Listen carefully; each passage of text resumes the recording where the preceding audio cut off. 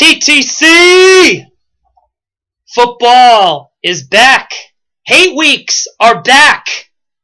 But most importantly, Dolphignition is back.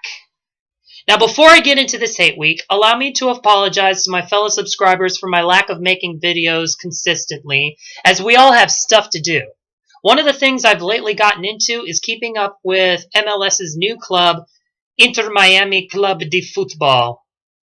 Which reminds me, after this, I gotta get back to the store and store up on Jack. Trust me, if you watch this team perform, you too would go through about 2 bottles of that stuff to ease the pain after realizing our record while watching our cringeworthy performances in the last couple of games. But I'll get to that in the next video. Right now, this video is about week 1 against my most hated sports franchise ever, the New England Patriots. Or should I say, the New England Patridiots. But this video is pretty much a response to one certain YouTuber that we all know that does the hate weeks against my team. So, Master at Work, I've watched your hate week. I must say, you look more intimidating with the mask, the glasses, and the cap on than your squadron as a whole does. Let me break it down this entire hate week. First off, let me start by saying I'll give you credit for not mentioning any hate towards Don Shula, and you have my word I'll do the same with Belichick. Now, in your hate week, you've asked a couple of questions, so I think it's only fair that I clap back by answering your questions as I respond to some of the other bullshit that you've said in your latest video. First, you ask us to explain to you why the greatest coach of all time couldn't win with the greatest quarterback of all time. That's because Joe Montana played for the 49ers. As for Dan Marino, he's a damn good quarterback and an even greater human being for his service of helping autistic people in higher education with his many fundings, etc. And it's funny how you and the Patriots diss Dan Marino, claiming he's this overrated quarterback. Yet if he had Gronkowski and Edelman by his side, he would have won 4 Super Bowls instead of 3 like your so-called GOAT did. In fact, if Jim Kelly had those guys, he probably would have won 5 Super Bowls, unlike your so-called GOAT, former GOAT did. But the reason behind no rings is because he had to face quarterbacks at that time with much greater help than he had. Joe Montana, example 1. Jim Kelly, example 2. Sometimes you can only do too much, yet it might not be enough. Next, you ask why Belichick will pass him in all-time wins.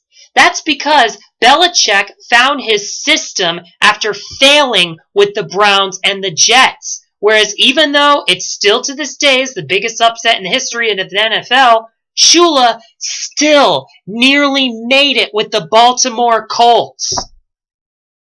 Mark my words, if Belichick and Shula dueled each other at their prime, Marino would play circles around him. And if Spygate were to happen in that game, he'd use that to his advantage by deceiving info with play-by-play calls. Because that's Shula. Just when you think he's going to do one thing, he's going to completely change the game into his favor. Now, don't get me wrong. Belichick has proved himself, and even through historical records of cheating, historical records of cheating may have an asterisk next to a good portions of his record. I mean...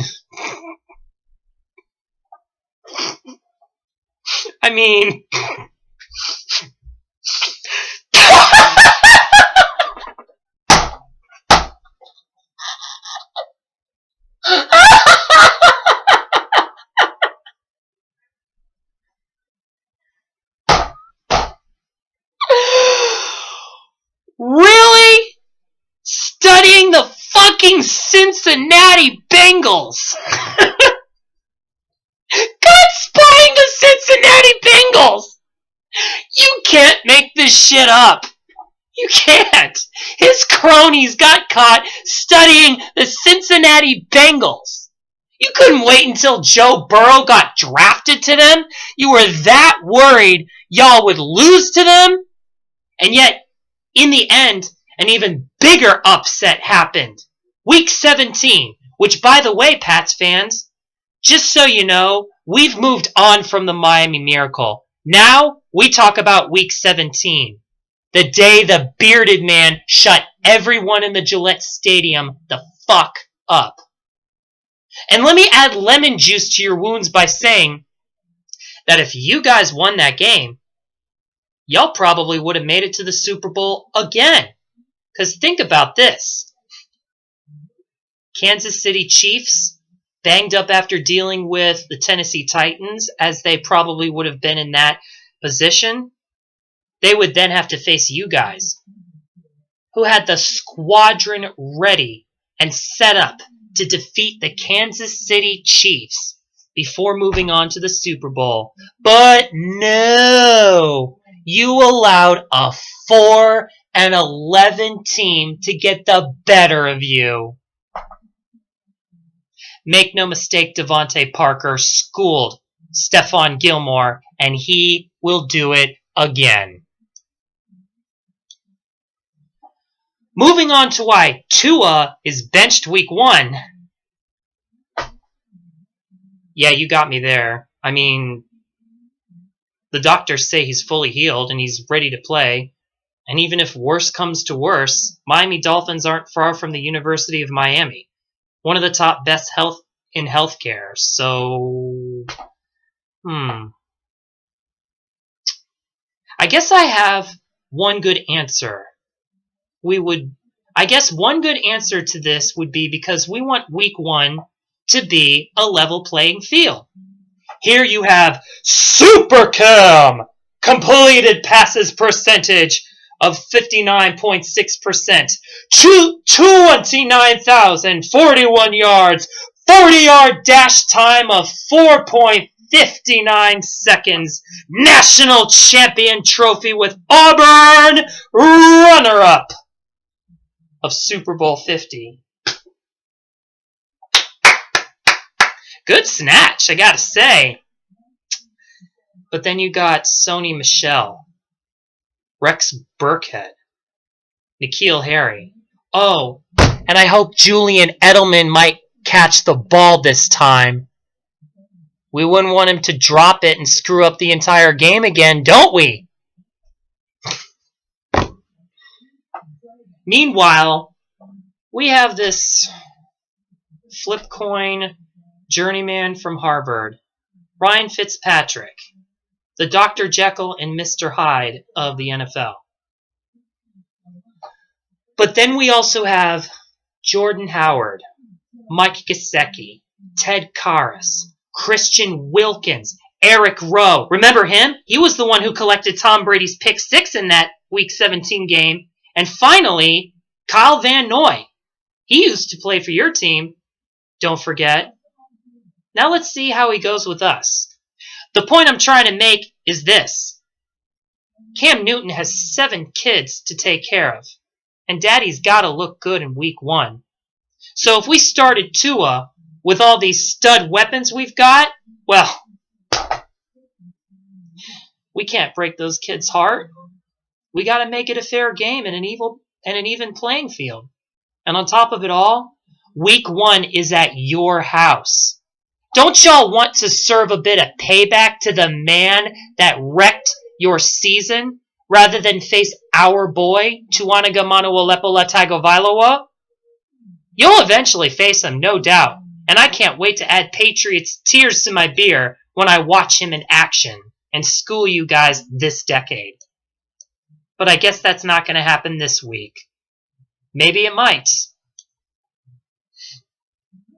Another question you ask, Master at Work, is what makes us think taking a coach from the Patriot system like Brian Flores is going to work?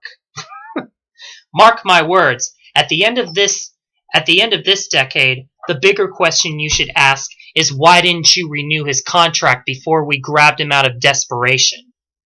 Because as far as entering this brand new decade goes, Bill Belichick resulted L's in games that he overthink and undertrusted too much for his own good, such as putting Gronk on the field thinking Tannehill would throw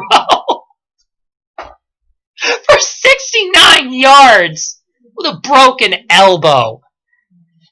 And then not calling timeouts. Yeah, not calling timeouts before the second half of Week 17 came. And most importantly, not coming up with an effective plan around Derrick Henry. See, you make a valid point about sloppy seconds, never as good as the full course meal. But if there's one thing the Dolphins has taught us, is that in order to rise back, the first step is to recognize how much we suck. Then the second step is learning from the mistakes, even though we haven't been the best at doing that, I'll admit. And then the second step is learning from those mistakes. Oh, wait, I actually already said that. That's the second step. And then the third step, grab what you can get and do the best you can with what you get. Sometimes you just have to go through a boatload of losses, upsets, frustrations, doubts, and the world doubting you as you explore the millions of pathways to finally reaching that perfect puzzle piece to fit the fantastic picture. And that's why we believe the man who is the sole reason y'all got your 6th Lombardi, Brian Flores, is a step in what we believe to be the right direction. As for Josh Rosen, believe me, I'm surprised as much as you are on why we aren't using him enough. But I guess his stats as a quarterback don't work with Flores' method of madness? I don't know.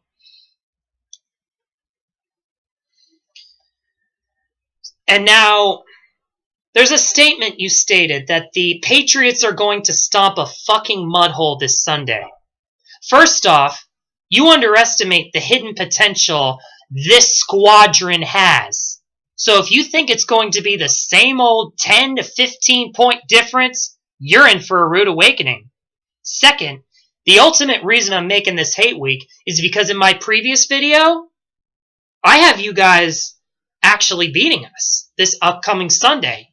And I expect you to quote unquote stomp a fucking mud hole this Sunday. Because if you don't, well, you saw the thumbnail on my video.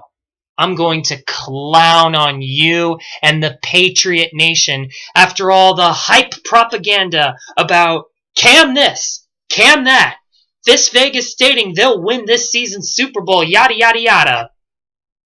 See, that's the beauty, because it's already week 1. The start of the marathon has begun. And already, you guys have everything to lose, unlike us.